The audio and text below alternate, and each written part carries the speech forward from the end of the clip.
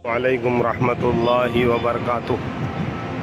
आप देख सकते हैं कि ये जो है अरफात का मैदान है, और ये जो आपको सामने जो पहाड़ नज़र आ रहा है जबल रहमत, जहाँ पर आप पूरे वाइट कलर के लोग दिख रहे हैं, ये वही पहाड़ है जहाँ अल्लाह के रसूल सल्लल्लाहु अलैहि वसल्लम ने हज के मौके पर उसी जगह अपना खैमा गाड़ा था।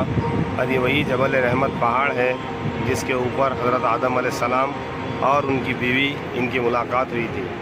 और मैंने कल जो आपको मीना के मैदान में जो मस्जिद खैफ दिखाया था, वही मैदान के अंदर जो मस्जिद है, मस्जिद खैफ, उसी के अंदर हज़रत आदम अलैहिस्सलाम को दफन किया गया है।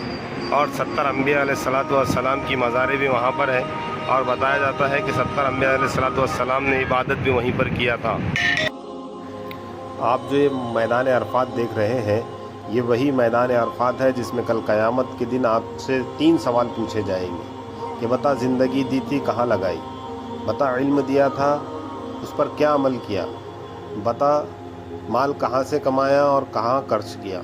जब तक ये इन सवालों का जवाब ना दे दे, मुहासिबे की जगह से उसके कदम उस वक्त तक वहाँ से नहीं हटेंगे। तो इसीलिए ये वही जगह है मैदान अरफात, जहाँ दुनिया के सारे लोगों को इकट्ठे यहाँ पर जमा किया जाएगा। तो अल्लाह ताला से दुआ है कि अल्लाह ताला हम सब को सही आमाल करने की तौफीक अता फरमाए।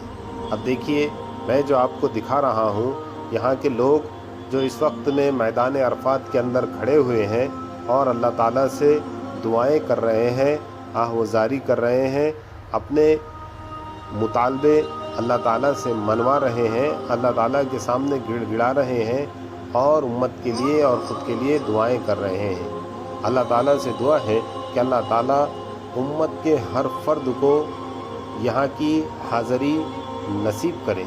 इसलिए अब आप देखिए कि लोग कैसे दुआएं कर रहे हैं।